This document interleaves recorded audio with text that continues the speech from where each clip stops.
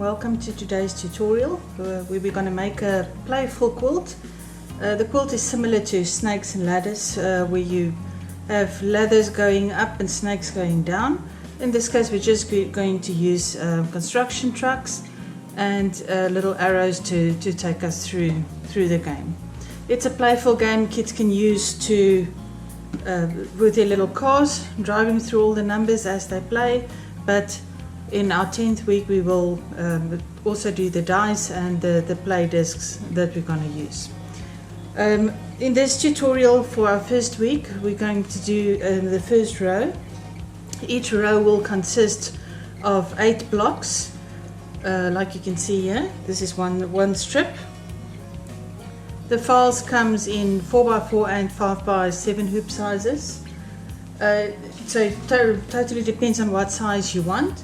If you're doing the 4x4 hoop blocks, you will end up with a quilt of about 900 by 1 meter. That is around about 36 by 40 inches in size. It does depend on the width of the sashing and the binding you will add at the end. If you're doing the 5x5 hoop blocks, you will end up with a quilt of 1.1 meter by 1.2 meters or 44 by 48 inch in size. Again, depending on the width of your binding and your sashing. The whole quilt consists out of 8 blocks in a row, and we're going to have 9 rows. So that's a total of 72 blocks in the set. The dice and play pieces, that will be after the quilt is completed. Now first of all, let's see what you will need to make this quilt. First of all, you need fabric for the front of the blocks. So this is a block I've stitched. So your front fabric that you're going to stitch your picture on. I'm just using a 100% cotton linen. This is Applique linen. It's not a very thick linen, but it all depends on what you want to use. You can use quilter's cotton as well. Even if you really want to, you can use scuba. But as it's a game that's going to be used quite a lot on the floor with kids, scuba tends to pucker over time, with little nicks and kinks that it gets in. So cotton is very versatile and it's very safe for kids as well. So I recommend using 100% cotton for this kiddies quilt. Batting, I'm using this thin polyester batting. It's a very low loft batting. You can use cotton batting, anything that you prefer using, but do not use a very thick batting. We don't want a very bulky quilt. We just needed to have a little bit of body for the background textures to show, but not a very high loft quilt, as it's a play quilt and they're going to drive over it with their little cars and such. You don't need it to be bulky at all. So use a thin batting. I think many of you use Pellin quilters, low loft polyester batting, so that is perfect to use. By all means, you don't need to use a specific brand. The brand I use I actually buy big rolls of, so it's a China import batting, so it's not a brand name at all. So whatever you find easy to work with and works for you, that's great. Just go ahead. Then you need fabric for your backing. After we've stitched all the blocks together, like you see here, this is one row. Then we will add one large piece of background fabric, and then we're going to stitch in the ditch around all the blocks. So on the back it will look like little squares, and on the front you will have your print. Type of fabric you can use for your back, 100% cotton as well. I'm going to use in fact 100% cotton for the binding, for the sashing for the front and the back on this quilt. Decide on your colors that you want to use. For the go sign I'm going to use this green. For my back I'm going to use black. For the sashing I'm going to use this yellow stripes, yellow and white.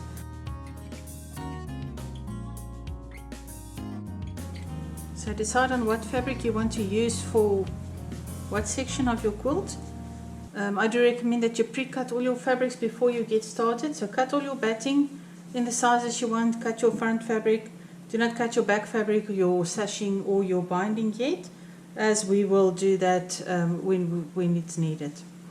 So let's get started on doing the first block in this set. I will do 2 blocks to show you 2 different methods. One method I'm going to show you is how to hoop everything together if you prefer to hoop, and the second method is how to float.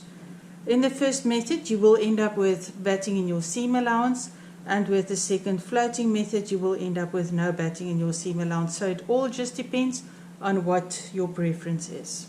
Your hoop, I'm going to do the 5 by 5 inch blocks. So in this case we're going to hoop everything together that we need. I'm going to take one layer of my cutaway stabilizer. I've cut my batting a little bit smaller so that it doesn't come into the sides of the hoop, just to make it so that it's not as bulky and difficult to hoop. You don't stretch your hoop out of proportion. So I've just cut that a little bit smaller. You can add that in the center, and then we are going to add our piece of fabric on top. All of the cutaway and your fabric is a tad larger than your hoop, as you can see. With your first method where we hoop everything together, you will use a little bit more fabric than with the second method. So if you want to save on fabric as well, then I will recommend the second method, which will be floating. I do like to use 505 spray between the layers to minimize any movement that might occur. So just lightly spray. If you're not familiar with 505, it's a temporary adhesive, spray adhesive specifically for textile. Won't damage your machine, and it's not very sticky. It removes easily and wash away clear, so it's very safe to use. So just press down your batting, then you can spray a little bit again. Not much, you only need a little, and add your fabric on top. Just smooth that out, and now we can hoop everything together.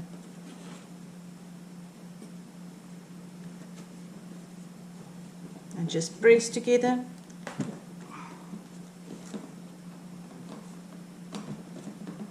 You can secure it a little bit more on the sides. Make sure it's pressed in all around.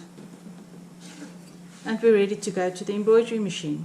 We're going to do this go block, so I can show you same time how to do your applique for those very new to applique.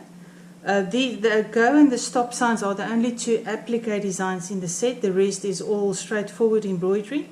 But I will do one of these blocks, and then for the second method I'm going to do that block so that you can see how to do applique and how to proceed if there is no applique on the design. So for our first stitch out, I'm using the hoop method. Just to refresh again, you will have batting in your seam allowance doing this method. I stitched the first step in a green just so you can see what the color looks like. However, you will use this color same as your fabric is, so you would use a white for your first step. There's 2 steps in the beginning. The first step is this outline, and then there's another step that's an outline again, but it's a little bit offset. That is to make provision for the second method where you don't want batting in your seam allowance. So you can just go ahead and stitch the second step as well. Because we're doing this method, we just actually ignore one of the first 2 steps. So you can either skip past the first one and just do the second one, or you can go ahead and just stitch both. It just depends on what you want to do. I'll be back after the second step is done.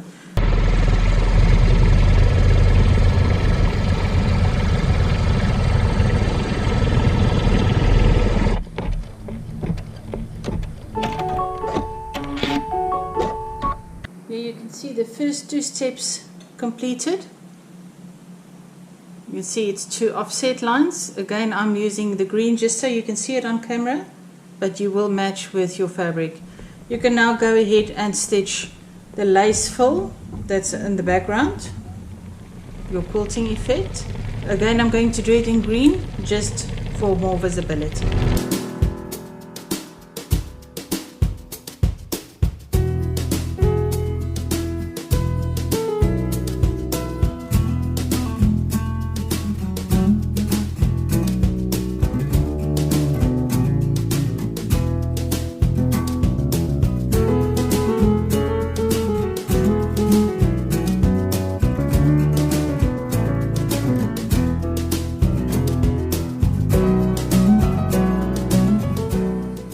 Front stitching just finished, as you can see. Now if this was the very first block in the row, that is where you will stop. So your first block is just a blank block. Reason I left it blank is so that you can write a message on top, with love from Granny, or your son's name, or whoever the quilt is for, any special message that you want to add on here. You can even add another picture if you want. So if you're doing the first block and you get to that stage, you can now add your text on top. So you will load another design to your machine and you will just stitch the wording or the different design on top if you'd like. We're actually doing this file, this is the go sign. So I'm going to show you now how to do the applique. So we're going to do the next step in the go file, which will be an outline of your hexagon. Finish stitching the next step, which is the hexagon outline. Applique designs generally have 3 steps. There's normally just an outline to show you where to place your fabric. Your second step is a tuck down step, and then you have your satin step to finish off the raw edges. I've already cut my little piece that I'm going to use for the applique. So I'm just going to add a little bit of Powerfire spray to the center of the hexagon, and I'm going to lay my fabric over the shape. I'm now going to go back and stitch the tack down stitch. The zigzag step completed, as you can see. I'm now going to use my scissors. Everybody asked me what scissors I use, so I'll just explain again. These are Frawley's curved handle scissors. You can see it's got a unique curve to it. It's got a very long curved snout, slightly curved. So you can get very, very close to your stitches and cut away quite cleanly. I've used these for many, many years. They don't go blunt easily, so it's really worth getting these. So again, it's Frawley's. It's a German make scissors, and you can get it at many of your sewing stores, or you can buy online as well.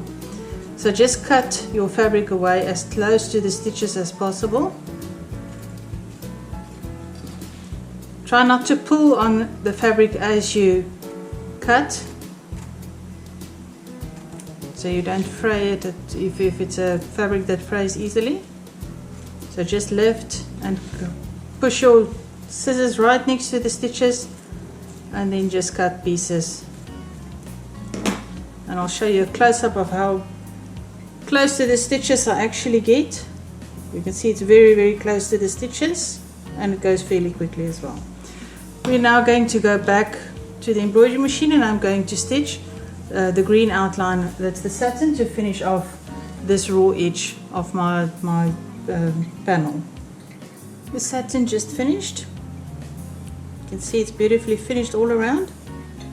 And this is basic applique. So again, to refresh, applique has 3 steps. It's got a run stitch to show you where to place your fabric. Then you place your fabric. Then you have a tack down stitch to secure that fabric in the spot. And then you cut away after the zigzag is stitched, and then you do this satin to finish off the raw edge. Now going to go ahead and stitch the word go and the white line around, and then we're done with this block. I'll show you how to trim. The file is now complete, so you're going to remove it from the hoop.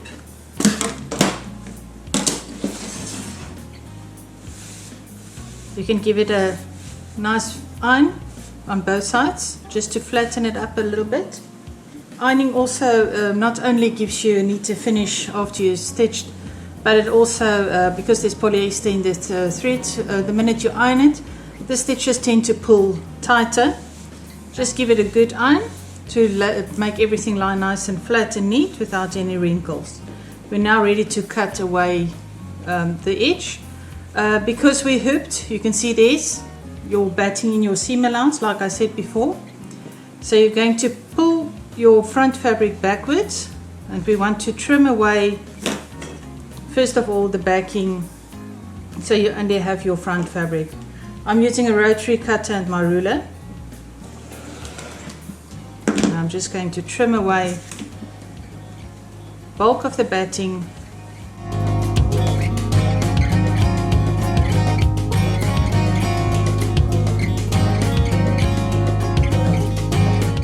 careful that you don't cut so close that you actually cut your front fabric.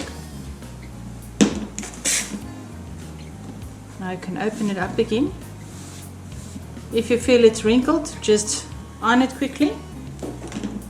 And we're then going to give it about an inch seam allowance. You can always trim it away if it's too bulky later on, but you can't put back if you cut too much. So just give it about a 1 inch, or if you feel more comfortable with a 2 inch, then you do a 2 inch edge from the side.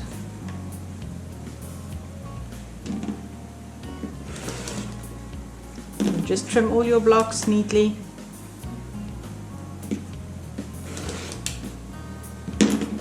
And you're all done, and you can set it aside now until we've finished our next block, and then I'll show you how to assemble the blocks to one another. We're now going to go ahead and stitch the next block, which is block number 1, using the method where the batting is pre-cut, so there is no batting in your seam allowance. Same as before, you're going to hoop your cutaway, but you're not going to hoop your fabric or your batting. You're just going to hoop your backing at this stage. I'm now going to take the file to the embroidery machine, and I'm going to cut the first step directly onto my stabilizer, which will be my outline. I've now stitched my first step directly onto my stabilizer, as you can see there in yellow. I'm now going to add my batting. This step just shows you where to place your batting. So I'm just going to lightly spray my 505, and I'm going to float my batting on top, making sure that that outline is fully covered. I'm now taking it back to the embroidery machine and stitching the next outline step. After the batting was tacked down, you can take your scissors and cut close to the batting, to the stitches as possible. You just cut away the extra batting. Now to continue with the rest of the design, you're going to add your fabric. Now you can see I've cut a smaller piece of fabric. You don't need a full hoop size, so that's why I said previously that you are using less fabric using this method. So I'm just going to spray with my 505 spray all around. This time I'm spraying a little bit more because I'm floating. I need to make sure that it's nice and secure, and I'm just going to smooth it out.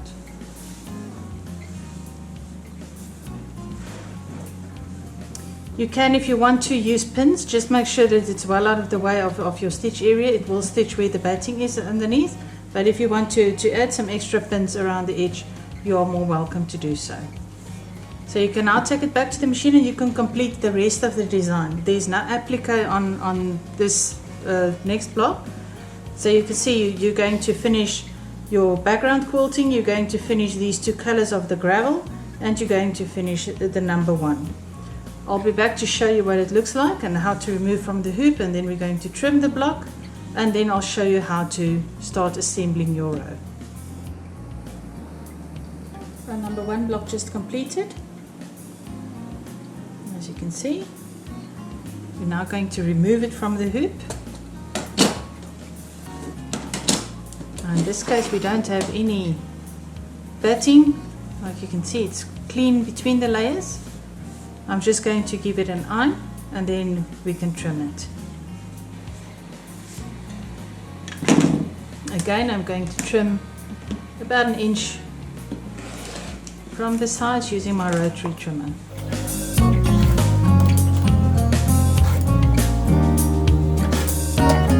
Now you can go ahead and complete all your blocks in the same fashion,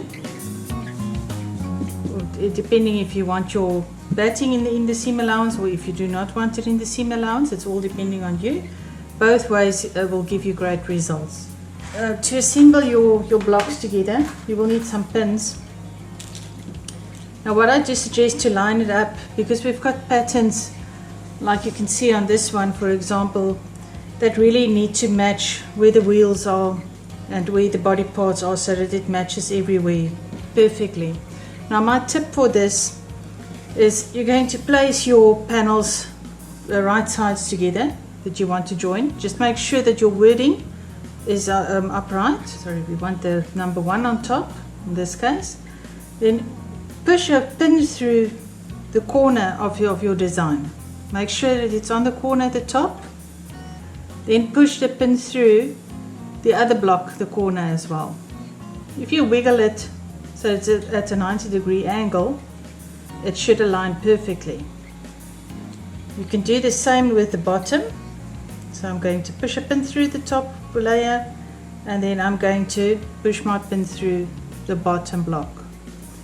I'm going to wiggle it to make sure that it aligns on both of these, and then I'm going to bring my pin down for the top one, and for this one I'm going to bring my pin up. Do not bring your pin to the side. So in other words, if you push through your pins through both, do not bring it to the side, either way. The minute you do that, you're actually pushing the one block away from the other one. So you just want to align it perfectly that way. So you can either push up or you can push your pin down along the line you're going to stitch. Now when you stitch these blocks, you're going to do a straight stitch just on the inside of the most outer stitching that you can see here on that outline stitch. So just on the left hand side of that, you're going to place your straight stitches all to the bottom. I'm quickly going to do that, and then I'll show you what it looks like.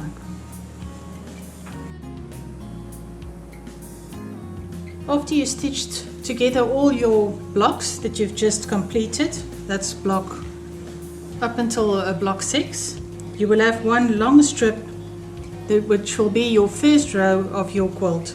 Next week we will do the second row. If there's any questions, please feel free to ask in the comments below, and we'll address them in the second video. I hope you enjoyed your first lesson for this quilt along project. Stay tuned for a list of supplies to follow just after this. Thank you so much for watching. See you all next week.